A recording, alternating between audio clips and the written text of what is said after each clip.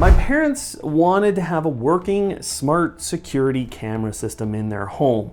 They wanted to know things like who was coming to the door. Their previous smart security cameras had caused them a lot of problems. They had Wi-Fi, reliability issues, and the company kept trying to push them into subscriptions. Arlo, excuse me. Now, they also don't have a huge capacity for setting up and managing these kinds of things. So I figured I would dig into this problem, and I think I've come up with something that will be really powerful and really easy for you to help your parents secure their home. It'll only take 3 steps. So let's give her. Before I get into this, you can see all the cameras on the desk. Nobody here is paying me to recommend their products, okay? I'm just recommending a system based on what I have found and what I decided to send my own parents. I'm more or less following the process that I followed to send these to them. There are more than a few reasons that I'm recommending Eufy, and a few of their specific products for this. The biggest reason is how they design their camera systems and what that design in turn eliminates. Now, most smart home cameras today use Wi-Fi to connect to your home. I probably don't have to tell you this, but parents who are not tech savvy will probably struggle to get things connected to their Wi-Fi. Cameras can be especially hard on existing Wi-Fi networks. They're high bandwidth devices, so they can use a lot of the resources on a Wi-Fi network. And I don't know about your parents, but mine don't necessarily have the best Wi-Fi hardware in their home. This will become a headache. And in fact, like I said, my parents had run into issues with their cameras, ended up with some that basically didn't work. Something else that happened to my parents was that company was trying to get them onto a subscription service for lots of the detection and recording features. If they wanted to store their recordings on cloud services, that was going to cost them monthly too. Now, Eufy takes all of these problems and packs them into a single device. That single device is called the Homebase 3. It connects using an Ethernet cable into your home network, and so there's no Wi-Fi setup or Wi-Fi issues with it. So you'll be using that single cable to communicate with your entire Eufy system through a very easy and a pretty well laid out Eufy app. The detection settings and all the different detections you could want happen through that Homebase, as well as some of the hardware on the cameras. Now, the Homebase also stores all of your recordings, so there's no subscription cost necessary. You can even buy a hard drive to place into the Homebase 3 if the storage space there is not enough. But honestly, most of you are going to have more than enough storage with just the Homebase. It's only those of you that want to do like 24/7 recording. And in my experience, you don't need to do that with these cameras, as they are very good at recognizing events, capturing them, and storing them on the Homebase. And it also eliminates all of the Wi-Fi connectivity issues because all of your cameras communicate through that Homebase.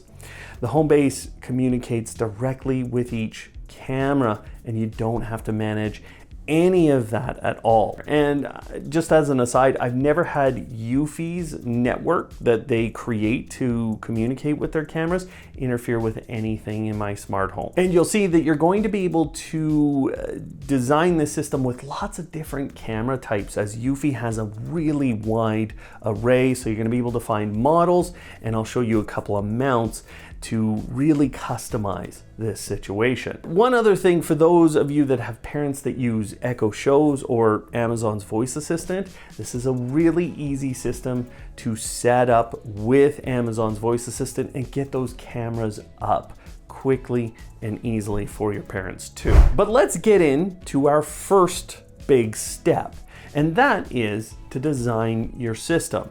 Now, we've already talked about you're going to buy the Homebase 3. You may or may not want to put a hard drive into that Homebase when you get it. There are links below for hard drives that I can recommend with this system, but feel free to buy whatever you'd like as long as it fits the specifications. Then you're going to decide how many cameras you want and what type. For the outdoors, I recommend these S3 Pros. They have a solar panel on top of them that requires about an hour of direct sunlight a day to keep them fully charged. Now that's with typical use, but I haven't really had to charge these cameras. They can also be wired in to power them through the USB-C power port, and that actually gives you a 24/7 recording option if you want that. For indoor cameras, all you have to be aware of is whether or not the camera works with Homebase 3. There's only a few models out there today that don't.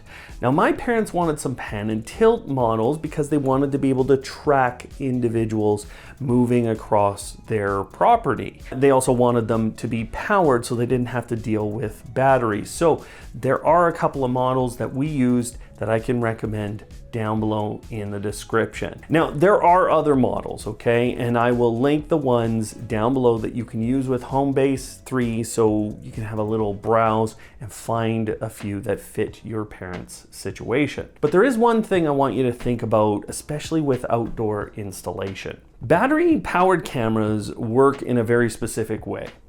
They will basically sit dormant until the PIR motion sensor on the front of them detects that something is in front of them. Then they'll tell the camera to start recording, and then the camera and the home base will determine if that's an event that you should be notified about and should be recorded. Now, that PIR motion sensor has a specific range. It could be anywhere from 10 to 35 feet depending on the camera. So you need to really pay attention to how far away they say that you can see an object or that you can record someone coming up to your home. If you're mounting outdoors, there are some mounting options that are very different than you might expect. I have this gutter mount that can be used very easily, and I really appreciate these simple hooks that can go under vinyl siding. These are the easiest thing for installation. I think a lot of people worry about the height installation, but these can be installed really easily at a lot of heights for a lot of people. Now, for the two S3 Pros I sent my parents, I put those little hooks on them and they can just install them under their vinyl siding when they got them. My dad was good taking that on because he didn't have to go so far up a ladder, but I would suggest that a lot of you find a local handyman to put these cameras up. What's nice about this system is it doesn't need to be a technical person or a specific camera installer. That's one of the benefits of working with this kind of system. They're not really going to have to do any of the setup. So buy all of your equipment and have it sent to your home. We're on to step 2. Everything's at your home now, okay? And one of the reasons we picked Eufy is that Homebase 3 and the way setup happens. Now, I have a video down below where I gave you a full guide on how to set up the S3 Pro cameras with that home base. I showed all the different settings, detection, recording, everything, and even some things like night vision, okay? It doesn't really matter which cameras you buy. That video is a great step-by-step if you need it. In a nutshell, you're gonna take the Homebase 3 out of its box, plug it into power, and plug it into your home network using an Ethernet cable. Then you're gonna follow the basic setup process for that, and then the basic setup process to add each camera you've purchased. You're just going to be following the on-screen instructions in the Eufy app. It's very simple, and just keep the cameras close by to the Homebase 3 as you do all of this. Now, there are a few things you'll need to know additionally as you do this setup. Number one, Eufy has some really weird privacy and security measures in place for their accounts. You can never change the email that is used. I even had a number of back and forth emails with Eufy support, as well as some of the internal contacts I have at the company. I would say that they're kind of hiding behind privacy and security, and they should have a process for transferring an email today, but they don't. So you have to pick an email account that you are all comfortable with and that you will essentially have forever. If you ever lose that email account, you will have to reset the entire system. And this is the biggest risk that I've seen with the whole setup. Number two, it's likely at this point that your parents have an email account, and I would suggest that you invite that email account to your home in the Eufy app. Basically, you hit the 3 lines at the top of the app, you get into some of the profile settings, and you'll see an option to invite people to the home. What happens after this is the invite is sent out to your parents' email, and they download the Eufy app and do the account setup process with their phone and that email. If they can't do this, don't worry. You just send them the login information from your main account. They can use the same account on multiple phones. Now, one tip I want to give you, if they do create their own account, once my parents did that, they had to close the Eufy app fully and then reopen it to have the home I invited them to show up. They get a little prompt. I would suggest that you do this part of the process before you send the camera system out to your parents, okay? This gives everyone more confidence and it eliminates a problem later in the process of you having a few things go wrong at the same time. Number 3, with the cameras set up and showing properly in the app, you're going to want to move the cameras away from the home base. So take them out to the same approximate distance that they will be at once they're at your parents'. Think about things like whether they're going to be up a floor in relation to the home base too. Just get them into a similar situation, leave them there for a few days, and check every once in a while to see that the communication is going to work. Really check if the live feeds are always, or at least almost always, available. For any camera that struggles, you can consider 2 options. Number 1, you can purchase a second home base and attach the camera to that one. Then just make sure you're locating that second home base closer to the camera. Or the second option is that some cameras have a backup Wi-Fi option. This might help you, as once it's installed at your parents' home, you would just put in the Wi-Fi credentials to their home, and that may be used instead of the connection to the home base if for any reason that's not working. Now, before you pack up everything and send it out to your parents, pre-install the mounts if you can. Make sure you know how to turn the cameras on and off yourself. Get the manuals and make sure you have online versions available to you. The app does have a lot of that information, so you should be good there, but it's definitely good to know how to turn the cameras on and off, and I'll show you why in a second. Then just pack things up and send them over to your parents with maybe a little insurance on that package, since you've probably spent a little cashola. Your parents have the system. They open the box, they're all excited, and they're ready to go. Step 3 is just to support them during install day. You'll have a little bit of configuration to do, but overall this process will be really simple. They should take the home base 3 out of the box, plug it into the wall, and plug it into their router, their modem/router combo, or if they have them, a mesh point. The little light on the front should be blue after a few minutes of having it plugged in. That means it's on their network and it's good to go. Then if the cameras haven't gone to sleep or weren't previously turned off, they should start to populate in the app and you should be able to see the view from the cameras. If they're not working, don't panic, and definitely don't start holding or hitting sync buttons. That can potentially reset some cameras. So again, this is where those manuals will help you. Most of the cameras, including the battery powered ones, will respond if you just plug them in to charge. The home base has a USB port on it to charge a camera, and you can use standard USB chargers for most of these cameras.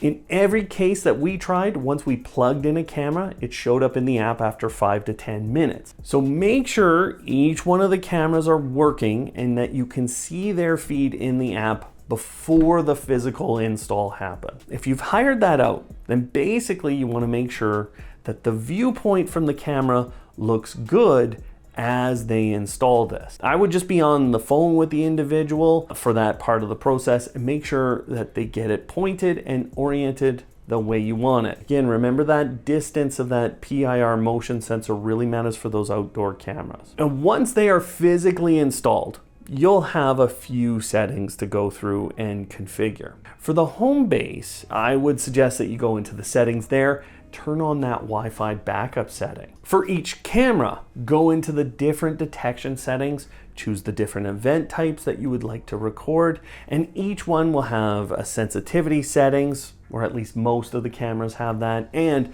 you should also set the zones for each different type of detection. So for example, you'll want different zones for vehicles versus people. You'll also want to look at the recording settings and make adjustments there. For battery powered cameras, you might want to be more on the balance side of things, take shorter recordings, and then adjust those settings over time if the recordings aren't working. I say that because you want to see how the battery power responds before getting too aggressive. The fourth thing you'll need to do is to get your parents to stand in front of a few of the cameras and get recordings. The reason you're going to get them to do that is because lots of these cameras have facial recognition.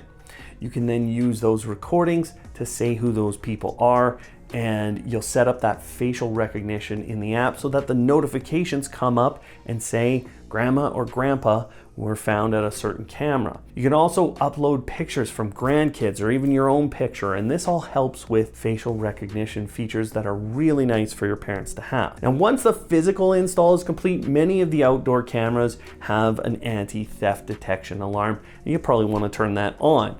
You can also look at snapshot settings and other settings for cameras like that. The biggest thing is for some of those pan and tilt cameras, you'll want to spend a few minutes configuring where they sit and how far they go. And finally, you're going to want to look at the notification settings for each camera.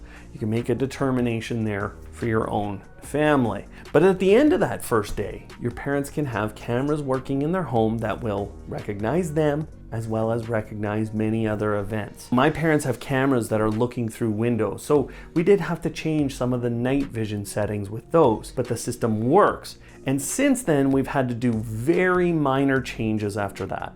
They work reliably, and my parents feel a lot more secure. All of the links to all the different products are below in the description.